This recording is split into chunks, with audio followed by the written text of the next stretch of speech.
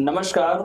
आज हमारे खास programme special talks with special person में हमारे गेस्ट हैं प्रदीप मिश्रा सरकार, जो कि एमएसएमई पीसीआई के चेयरमैन हैं और एक छोटे से जनपद सुल्तानपुर से निकलकर आज पूरे भारतवर्ष में इन्होंने एक बड़ी ख्याति अर्जित की है और एक बड़ी उपलब्धि है। तो सर का बहुत बहुत स्वागत है। ये कैसे आपकी जर्नी स्टार्ट हुई कि सुल्तानपुर जैसा एक छोटा सा शहर वहाँ से निकल करके युवावस्था में और आज भारत के एक बड़े एमएसएमई और चेयरमैन के रूप में, तो ये जर्नी कैसे रही सर आपकी?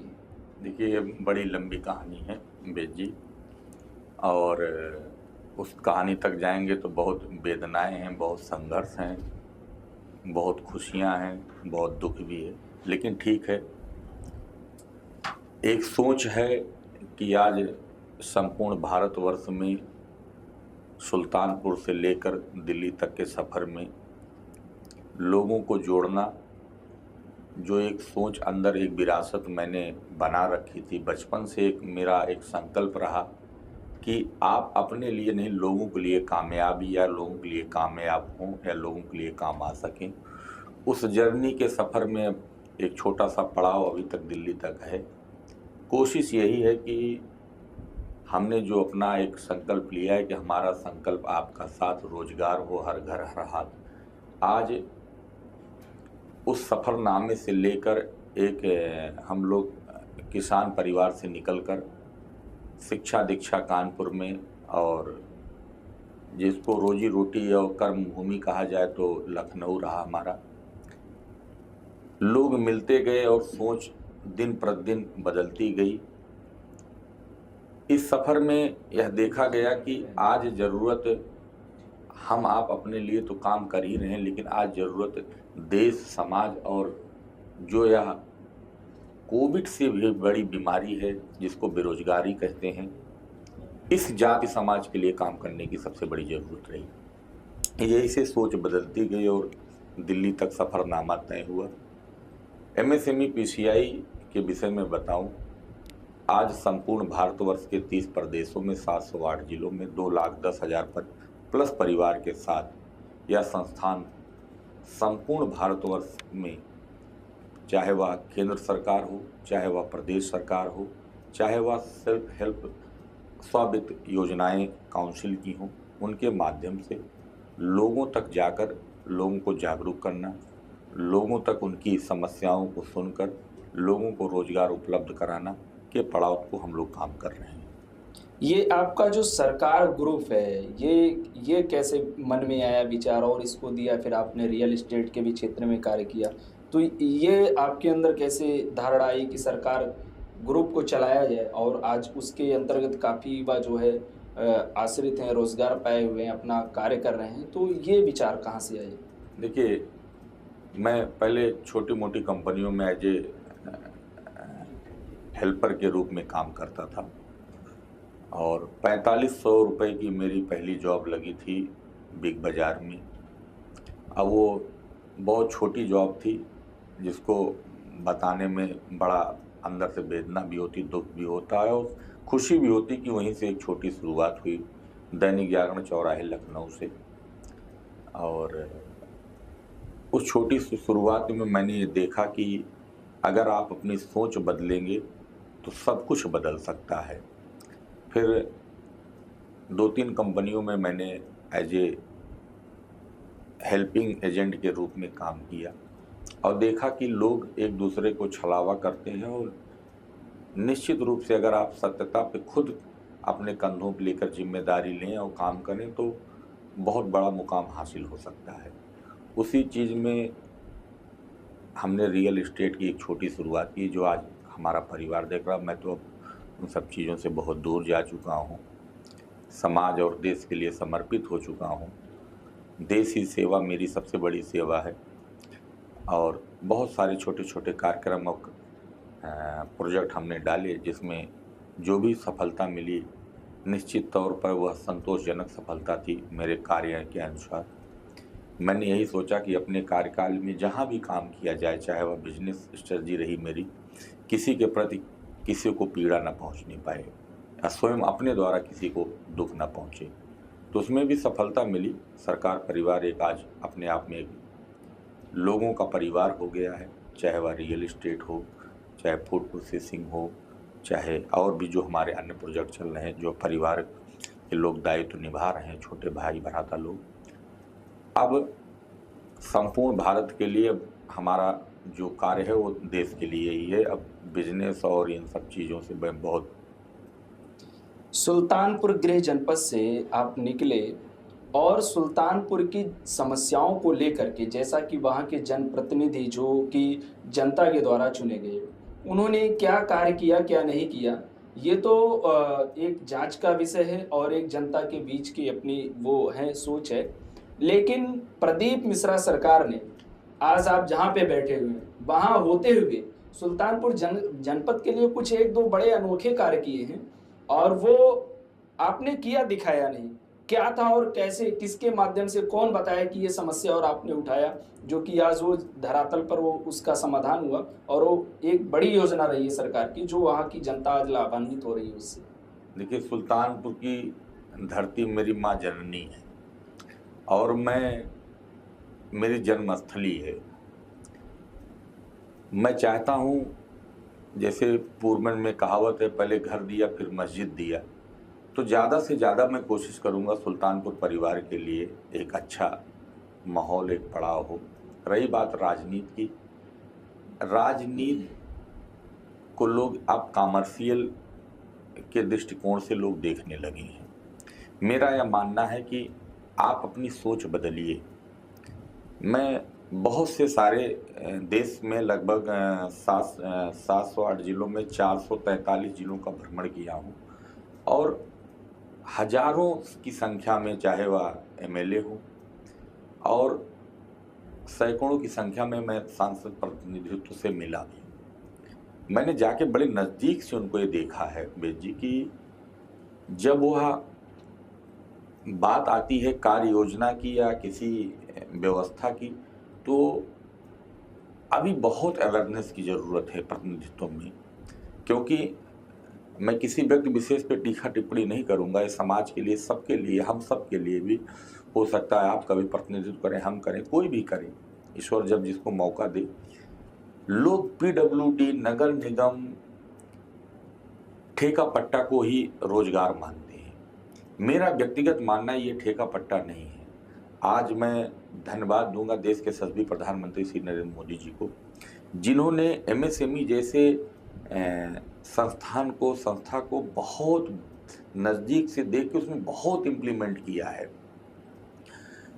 आज देश के सभी प्रतिनिधित्व को मैं निवेदन भी करूंगा आपके चैनल के माध्यम से, आपकी व्यवस्था के माध्यम से, कि यह आवाज़ वहाँ उन तक पहुँचे कि वह पीडब्ल्यूडी, नगर निगम, अन्य जो ठेका पट्टा के संस्थान हैं, उनको रोजी रोटी का संसाधन, उनके माध्यम से जो उपलब्धियां और उनको मत बनाएं के अगेंस्ट आप रोजगार मुहैया कराएं। क्योंकि आज जो देश के सभी प्रधानमंत्री जी ने जो सपना देखा है हमारा संकल्प विकसित भारत का 2047 को 37 में ही हम पूरा करने की कोशिश करें। क्योंकि अगर हम अपनी सोच बदल देंगे, मेरा गांव मेरी पहचान, मेरा उद्योग मेरी शान जैसे फार्मूले को लेकर जाके अपनी कॉन्स्टिट्यूंसी में लोग जाएं, तमाम बैंक के लोन करा रही हैं, छोटे छोटे प्रोजेक्ट आप अपने क्षेत्र में लगाएं, स्वायत्त रोजगार स्थापित करें, लोग उनके माध्यम से रोजगार उपलब्ध होगा, इसको विकास कहते हैं। एग्जाम्पल के रूप में बताऊं, अगर मैं किसी गांव में हूं और मुझे रोजगार मिल जाता है अपने गांव में, तो मैं सब्जी भी अपने मोहल्ले में ही खरीदूंगा, उसकी बढ़ोतरी होगी। मैं कपड़े भी अपने ही बाजार में खरीदूंगा, मैं सेविंग भी अपने यहाँ कराऊंगा, मेरे बच्चों की शिक्षा दीक्षा मेरे नियरेस्ट होगी, नज़दीकी शिक्षण संस्थान में। हमारी पारिवारिक जो दैनिकचर्या की जो ज़रूरतें हैं, लगभग 70 से 80 एमिनिटीज होती, जो दिन भर में हम लोग महीने भर में उनका सदुपयोग करते हैं। अगर हमारे प्रतिनिधित्व यह सोच कर, जो हमारा पॉलिटिकल स्ट्रक्चर है, वह यह सोच अपनी बदले और जाके एसएमई को बढ़ावा दे, अपने क्षेत्र में छोटे छोटे कुटीर उद्योग स्थापित करवाए, वहाँ के अधिकारियों के माध्यम से, बैंकिंग के माध्यम से, प्रोजेक्ट के माध्यम से लोगों में यह व्यवस्था जन जागरण करे, तो पलायन भी रुकेगा। आज छोटा सा उदाहरण बताऊं, अभी नज़दीक में इलेक्शन होता है तो हम लोग अपने जब जिस बूथ पर वोट डालते हैं तो शाम के 6 बजे एक सूचना आती है कि हमारे यहाँ 58% वोटिंग हुई, 48% वोटिंग हुई। आपने कभी सोचा कि अगर 48% वोटिंग हो रही तो 52% लोग कहाँ चले गए? वो कहीं ना कहीं हमारे आपके सगे भाई भ्राता बंधु रहे, पड़ोसी रहे, हमारे क्षेत्र के साथ में खेलने कूदने वाले, हमारे जीवन दिनचर्या के सारथी रहे। उन्होंने जो पापी पेट का सवाल हुआ, किसी न किसी प्रदेशों में पलायन कर गए। और जब वो पलायन करते हैं, यहाँ से विस्थापित होकर वहाँ स्थापित होते हैं, तो निश्चित तौर पे वहाँ जाके वहाँ का विकास होता है। अगर हमारी पॉलिटिकल बॉडी और गवर्नमेंटल बॉडी का एक समावेश, एक मंच बना दिया जाए, सिंगल एकल विंडो लाया जाए। मैंने तमाम प्रदेश की सरकारों को लिखकर दिया भी है, केंद्र सरकार को भी लिखा हूँ और प्रदेश सरकार को भी। जहाँ तक मैं सोचता हूँ मेरी आवाज़ पहुँच सके वहाँ तक लोगों तक जागरूक करने की कोशिश कर रहा हूँ। अगर ऐसी व्यवस्था सरकार और प्रतिनिधित्व के बीच में आ जाए, पॉलिटिकल बैनर पे आ जाए, तो निश्चित तौर पे जो 47 का पैमाना देश के सभी प्रधानमंत्री जी ने देखा है, उसको हम लोग 37 में पूरा करने की कोशिश करें और करेंगे भी, क्योंकि आज के लिए बहुत जागरूक और आवश्यकता भी है। मैं आपको बताऊं, आज देश की आबादी लगभग 150 करोड़ के अबव चल रही है, जो कि सेंसस में अभी जब गणना होगी तो निश्चित तौर पे आ जाएगा। आप इमेजिन करिए, मैंने इस पे बड़ा शोध और जाके नज़दीक से देखा है सेंसस को, पॉपुलेशन को, इस पे रिसर्च भी किया कि आज से 10 साल बाद हमारे देश की आबादी 180 करोड़ होगी। आप सोचिए, अगर देश की आबादी 180 करोड़ हो तो उस समय देश में युवा कितने होंगे? 100 करोड़। जो आज की जनरेशन है वो 100 करोड़ की होगी, यूथ की। और अगर 100 करोड़ की यूथ की जनरेशन होगी, क्या हमारे पास 100 करोड़ का रोजगार का प्लेटफॉर्म है? नहीं है। इसीलिए मैं semi promotion council of India को लेकर हम लोग जागरूक हैं, के माध्यम से लोगों के बीच में जाके अवेयरनेस का काम कर रहे हैं कि आप अपने आप को खुद पहचानो, खुद समझो, क्योंकि सरकार ने भी बहुत सारे तंत्र फैला रखे हैं, बहुत सारी व्यवस्थाएं दे रखी हैं, बहुत सारे संसाधन लोगों के बीच में जा रहे हैं, बस जागरूक नहीं हमारा समाज, हमारा परिवार, हमारा क्षेत्र, हमारा गांव, इनको जगाने की ज़रूरत है। आप लोग भी अपने चैनल के माध्यम से लोगों को रोजगार के प्रति जगाए, क्योंकि अगर छोटे छोटे उद्योग हमारे क्षेत्र में स्थापित होंगे, निश्चित तौर पे बहुत बड़ा और सुंदर और विकसित भारत के रूप में हमारा देश संकल्पित हो जाएगा। जहां एक तरफ पॉलिटिकल पार्टियां और विभिन्न जातीय संगठन ऐसे हैं जो राष्ट्रीय स्तर पे अपने आप को दावा करते हैं कि हम कार्य कर रहे हैं, वो एक विशेष जाति समाज के लिए कार्य करते हैं और कर रहे हैं, करते आ रहे हैं। तो ऐसी स्थिति में उनका कहना है कि जिसकी जितनी हिस्सेदारी और ये सारे स्लोगन चला करके और उसकी उतनी भागीदारी, तो प्रदीप मिश्रा जी कह रहे हैं कि बेरोजगारी ही सबसे बड़ी जाति है। हाँ, तो आप इस चीज को किस वे से देखते हैं कि बेरोजगारी सबसे बड़ी जाती है, और आप उनको क्या मैसेज देना चाहते हैं जो ऐसे स्लोगन्स को लेकर के ये कह लीजिए कि लोकतंत्र को तोड़ने का प्रयास कर रहे हैं, या कह लीजिए कि भारत की अर्थव्यवस्था को सीधे चुनौती दे रहे हैं? क्या कहना चाहेंगे आप? देखिए, मेरा मानना है कि आप जातीय समरसता को अगर आप लेकर आगे बढ़ना चाहते हैं तो आप बढ़िए, आप समाज में राजनीति करिए। हमारा भारत स्वतंत्र भारत है, देश में अभिव्यक्ति की आज़ादी है, आप करिए, निश्चित तौर पे करिए। लेकिन मेरा ये मानना है कि अगर जिस देश जाति समाज में आप काम कर रहे हैं, उनको रोजगार के पटल पे आइए, उनके साथ छलावा मत करिए। मैं आपको बहुत जीता जागता उदाहरण बता रहा हूँ। मैंने 18 दिन कैंप किया है जम्मू कश्मीर में, और MSc में PCI को लेकर बड़े नज़दीक से वहाँ जाके देखा और काम किया है। तमाम परिवार, पुलवामा से लेकर बहुत सारे परिवार हमारे वहाँ, लगभग 12-13 हज़ार मेंबर काम कर रहे हैं। मणिपुर में हमारे लगभग 16-17 हज़ार मेंबर, नागालैंड में काम कर रहे हैं, मिजोरम में कर रहे हैं, साउथ में कर रहे हैं, वेस्टर्न में कर रहे हैं। आज जातीय आप राजनीति करिए, आप अपने को लीडरशिप लाइए, लेकिन आप एक बार पीछे मुड़कर देखिए, जिस समाज को लेकर आप चल रहे हैं, क्या उसमें आपने उस व्यवस्था को कितना मजबूत दिया है? आप करिए, निश्चित तौर पे करिए, आपको राजनीति में करना है तो करिए, लेकिन उस समाज में आपने कितना इफेक्ट डाला है रोजगार को लेकर, आपकी वजह से कितना पीड़ित वो परिवार। मैंने आपको बताया जम्मू कश्मीर की स्थिति में फिर मैं कहूँगा देश के सभी प्रधानमंत्री जी को कि देखिए उन्होंने वहाँ की सोच, आज लोग पत्थरबाजी बंद कर दिए। वहाँ के मैं युवाओं के बीच में जब जाके बात किया, मैं लाल चौक पे कम से कम 2500 बच्चों से मैंने बात किया, तो उन्होंने कहा कि अब देखिए छोटे छोटे उद्योग स्थापित हो रहे हैं और यहाँ पे जो है टूरिज्म बढ़ रहा है। आप पहलगांव की घटना के बाद आपको इमेजिन नहीं होगा, 50,000 परिवार बेघर हो गया होगा। आज हिंदू मुस्लिम जो भी रहा उसमें कंटेंट आया, उसकी वजह से लोग एक दूसरे दूरियां बनाए और कश्मीर से लोग थोड़ा दूरी बनाए टूरिज्म। आज आप वहाँ सोचिए, मैं छोटा एग्जाम्पल बता रहा हूँ जी, मैं एक जूस की दुकान पे बैठ के जूस पी रहा था। मैंने कहा आपका नाम क्या है? उसने कहा मेरा नाम अब्दुल शेख है। मैंने कहा आप बहुत खुश नजर आ रहे हैं, क्यों? कहें साहब आप लोगों की वजह से मैं खुश हूँ, क्योंकि यहाँ पे लोग अब टूरिस्ट बहुत आने लगे हैं।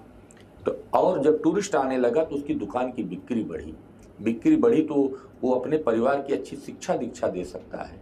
शिक्षा दीक्षा देगा तो उसके परिवार का वातावरण शुद्ध होगा, तो तमाम जो अनैतिक गतिविधियों में हमारे आपके बच्चे लिप्त हो रहे थे वहाँ से वो दूरी बनाएंगे और एक सौंदर्य सा माहौल होगा। तो यही हर प्रदेश के लिए है, हर गांव हर क्षेत्र के लिए है हमारे प्रतिनिधित्व। तो मैं बार बार कहता हूँ पॉलिटिक्स को इसमें बहुत सुधार करने की ज़रूरत है और जागरूक होने की ज़रूरत है। आप अपने क्षेत्र के विकास को सोचिए, और केंद्र और प्रदेश सरकार ने बहुत सारी योजनाओं को लेकर संपूर्ण भारतवर्ष में बहुत से सारे सिस्टम को लेकर काम कर रही है, चाहे वह बैंकिंग सपोर्ट हो, चाहे उद्यम सपोर्ट हो। अब अधिकारी भी जागरूक भी है, बस हमारे प्रतिनिधित्व को भी थोड़ा जागरूक होने की जरूरत है, निश्चित तौर पे विकास होगा।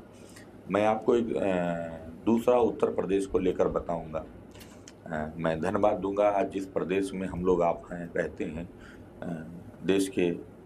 प्रदेश के तमाम युवाओं में जब मैं जाके देखता हूं और उत्तर प्रदेश को जब देखता हूं तो धन्यवाद दूंगा अपने प्रदेश के यशस्वी मुख्यमंत्री जी को, योगी आदित्यनाथ, जिन्होंने पूरे संपूर्ण भारतवर्ष में बेजी एमएसएमई को लेकर पहले पावदान पे लाके वो जागरूकता फैलाई है, जो तमाम युवा काम कर रहे हैं। देखिए अभी मुख्यमंत्री उद्यमी योजना का सीएम युवा उद्यमी योजना, इसमें 5 लाख, बहुत बड़े स्केल को उन्होंने नहीं चूज किया। मैं धन्यवाद दूंगा वहाँ की ब्यूरोक्रेसी को, जिन्होंने यहाँ की ब्यूरोक्रेसी ने सोच डेवलप की, और मुख्यमंत्री जी ने और माननीय मंत्री जी ने कि छोटे उद्योग को दिया। जब छोटा उद्यम स्थापित होगा तो निश्चित तौर पर 2 4 5 लोगों को रोजगार देगा। अगर वो 5 लोगों को रोजगार अपने क्षेत्र में देता है तो आपको पता है 50 परिवार की जीविका चलने लगती है। मैंने उदाहरण में बताया कि सब्जी भी लेगा, बाल भी कटिंग कराएगा, स्कूलिंग भी कराएगा, कपड़े खरीदेगा, पारिवारिक दैनिक दिनचर्या के लगभग 50 यूनिट को प्रयोग करेगा। तो बहुत सारी चीज़ें हैं, इस पर काम करने की ज़रूरत है, काम किया जा रहा है और काम करेंगे भी हम। आरक्षण आरक्षण आरक्षण की रट लगाए हुए लोग, चाहे वो किसी संगठन के हों, चाहे वो अपने आप को क्रांतिकारी बताते हों, 2 से 4% की वैकेंसीज के लिए आरक्षण जैसा करके और फिर मुद्दा बना करके सरकारों को घेरना, जबकि सरकारें ऑलरेडी, जैसा कि आपने बताया, एमएसएमई के माध्यम से आदि ऐसी कई योजनाओं के माध्यम से उनका ये विजन है कि अगर हम नौकरियां ज़्यादा नहीं दे सकते हैं तो हम लोगों को स्वरोजगार से जोड़ें, जिसके लिए देश के प्रधानमंत्री और मुख्यमंत्री कार्य कर रहे हैं। तो आपकी दृष्टि से क्या देखते हैं आरक्षण को और ये नौकरियों को और बेरोजगारी और रोजगार को? देखिए आरक्षण एक पॉलिटिकल मुद्दा है और लोग उसमें अपनी रोटी सेकते हैं अपनी व्यक्तिगत विरासत बढ़ाने के लिए। मुझे जो मानना है, मैंने आपको बताया कि जाति धर्म समाज को लेकर जो काम कर रहे हैं लोग, पहले वो अपने पीछे पावदान पे जाकर देखें कि आपने अपने समाज, अपने परिवार, अपने क्षेत्र के लिए क्या किया है।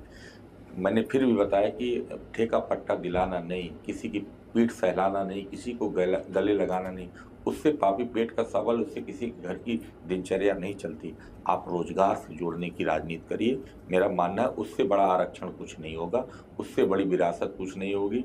लोगों को रोजगार दीजिए, लोगों के घर में रोजी रोटी आए, लोगों का पलायन रुके, लोग अपने दिनचर्या, होली, दीपावली, ईद, बकरीद अपने परिवार में, जो दिल्ली, बम्बई, कलकत्ता, आप छोटा सा उदाहरण समझिए कि अगर मुंबई में किसी इंडस्ट्री में मैं जॉब कर रहा हूं और मेरी तनख्वाह 35,000 रुपये है और मैं अपनी स्किल को वहाँ बेच रहा हूँ, अगर मुझे अपने क्षेत्र में नौकरी मिल जाती तो मैं अपने क्षेत्र में ही उसको डेवलप करता। और अपने क्षेत्र का विकास करता, क्योंकि हमारे पास संसाधन की व्यवस्था नहीं हो पाई थी, व्यवस्थाएं जागरूक नहीं हो पाया था, हमको किसी ने उस तरीके का समझाया ना, हमको पॉलिटिकल बैनर ने किसी ने सिखाया, मुझे मजबूरन पलायन होकर जाना पड़ गया। आप सोचिए अगर मुझे 5 दिन की छुट्टी मिलती तो 4 दिन तो मेरे ट्रेन में ट्रेवल में बीत जाते हैं। मैं 24 घंटे का ट्रेवल मुंबई से आना और 24 घंटे का जाना, तो हम अपने घर परिवार समाज, अपने बीवी बच्चे, अपने बूढ़े माँ बाप, अपने हित में दोस्त यार नात बात में मैं कैसे जाके अपने आप को स्थापित कर पाऊंगा, अपनी विचारधारा, अपनी व्यवस्था या उनकी व्यवस्था को देख पाऊंगा। तो सबसे बड़ा आरक्षण को छोड़कर रोजगार को लेकर काम करें, और सरकार और प्रदेश सरकारें अच्छा काम कर रही हैं, उनके साथ मिलकर, चाहे पक्ष हो चाहे विपक्ष हो, मैं कहता हूँ विपक्ष में भी अगर आपको राजनीति, अग्रेसिव राजनीति करनी है तो सरकार की योजनाओं को बताइए कि मैंने ज़्यादा डेवलप करके दिखाया, देखिए आपका प्रतिनिधित्व कम कर पाया। ये भी एक बहुत अच्छा मुद्दा है विपक्ष के लोगों को, कि विपक्ष के जो लोग हैं तमाम चीज़ों को लेकर, इधर उधर की बातों को लेकर, जातीय हो चाहे वह आरक्षण हो, चाहे वह क्षेत्रीय हो, चाहे धर्म समाज को लेकर तमाम मुद्दे उठाते हैं। मैं कहता हूँ रोजगार को लेकर स्पर्धा करें कि मैंने सरकार की योजनाएं जो भी हैं, चाहे जब वो पक्ष में थे तो भी अपनी योजनाएं उन्होंने इम्प्लीमेंट किया था, और विपक्ष में तो प्रदेश सरकार केंद्र सरकार को सपोर्ट करते हुए उन योजनाओं को लेकर क्षेत्र में जाएं और बताएं कि मैंने इसमें ज़्यादा काम किया है। तब मेरा मानना अगर इस तरीके की स्पर्धा हो तो ये ज़्यादा समाज के लिए भी होगा और जातीय सामाजिक समरसता के लिए होगा, और देश के हित और प्रदेश और हमारे जिले और गांव के लिए भी अच्छा होगा। जाते जाते अंतिम आपसे सवाल लेना चाहेंगे कि एमएसएमई पीसीआई से अगर भारत के युवा जो कि अभी जो नहीं पहुंच पाए आप तक, वो आपसे जुड़ना चाहें तो किस माध्यम से जुड़ सकते हैं और जुड़ के कैसे कार्य कर सकते हैं जो कि अपने क्षेत्र के और अपने शहर के युवाओं को ज़्यादा से ज़्यादा सरकार की योजनाओं से लाभान्वित करा सकें? देखिए, MSME promotion council of India संपूर्ण भारतवर्ष में काम कर रही, हर जिले में उसकी टीम काम करती है। केंद्र सरकार, प्रदेश सरकार, हमारे यहाँ जाके MSME PCI.org पर जाके लोग नंबर से संपर्क कर सकते हैं। के माध्यम से मैं इतना ही कहना चाहूँगा, जो जहाँ जिस व्यवस्था में है, आप अपने नज़दीकी उद्यम डिपार्टमेंट में जाएं, आप नज़दीकी अपने बैंकिंग सेक्टर में जाएं और अपने क्षेत्र के प्रतिनिधित्व के पास जाएं, क्योंकि आप उनके पास नाली, खड़ंजा, रोड, चक्रोट की समस्या को लेकर मत जाएं। आप उनके पास जाकर रोजगार जैसी समस्या, उद्यम जैसी समस्या, उद्योग स्थापित होने वाली जैसी समस्याओं को लेकर जाएं। और मैं MSME promotion council of India के विषय में भी बता दूं, MSME promotion council of India संपूर्ण भारतवर्ष में एंटरप्रेन्योर को लेकर एक बड़े प्लेटफॉर्म पे काम कर रही है, जिसमें चाहे वह प्रोजेक्ट रिपोर्ट हो, चाहे वह बैंकिंग सेक्टर हो, चाहे वह रॉ मटेरियल उपलब्ध कराना हो, चाहे वह उनके मटेरियल के माध्यम से उत्पादित उत्पाद को संपूर्ण भारत में स्थापित करना हो। MSME promotion council of India अपनी स्वामित्व इन हाउसिंग कई स्कीम चला रही है, जैसे बिजनेस रिटर्न गारंटी स्कीम हो BRGS, KTGS किसान ट्रेडिंग गारंटी स्कीम हो, किसानों की ट्रेडिंग करना, अपना RTGS रिटेल ट्रेडिंग, रिटेलरों को लेकर हम काम कर रहे हैं, और बैंकिंग लोनिंग का भी हम प्रोजेक्ट पे काम करते हैं। ऐसी तमाम योजनाओं को लेकर हम काम कर रहे हैं, और वो हर जिले में हमारी क्षेत्रीय टीम स्थापित है, और उन क्षेत्रीय टीम के माध्यम से लोग जुड़ें और अच्छा काम करें। उत्तर प्रदेश के यशस्वी मुख्यमंत्री योगी आदित्यनाथ जी जिस तरीके से अनवरत 24/7 कार्य कर रहे हैं प्रदेश के लिए और देश के एक बहुत बड़े भविष्य के रूप में देखे जा रहे हैं, तो उनको लेकर के आपके अंदर क्या विचार हैं? देखिए, मैं धन्यवाद देना चाहूँगा हमारे देश के यशस्वी प्रदेश के मुख्यमंत्री श्री आदित्यनाथ योगी जी को। उनको भारत भगवा भाजपा के रूप में मत देखिए, उत्तर प्रदेश के विधाता के और भाग्य उदय के रूप में देखिए, क्योंकि मैं MSME promotion council of India को देखता हूं तो उस कंटेंट से उनको जोड़ कर देख रहा हूं। पिछली सरकारों को अगर मैं तुलना करूं तो इसको आप ये समझिए, पहले 1 डिस्ट्रिक्ट 1 माफिया हुआ करता था, लेकिन मैं धन्यवाद दूंगा कि ऐसे सिंडिकेट को मुख्यमंत्री जी ने तोड़ा, और 1 डिस्ट्रिक्ट 1 प्रोडक्ट, मतलब 1 माफिया वन डिस्ट्रिक्ट के फार्मूले को तोड़ते हुए one district one product one industry के रूप में स्थापित किया, जिससे तमाम क्षेत्रों में बहुत सारे युवाओं को रोजगार के संसाधन उपलब्ध हो रहे हैं, जिनके माध्यम से पलायन रुक रहा है। और यह पलायन रुकना ही क्षेत्र का और क्षेत्रीय विकास का सबसे बड़ा स्तंभ स्थापित होगा। और ऐसे ही कार्य होता रहा तो निश्चित तौर पर संपूर्ण भारतवर्ष में उत्तर प्रदेश विकसित प्रदेश, उद्योग प्रदेश के रूप में स्थापित होगा। बहुत बहुत धन्यवाद सर, नमस्कार।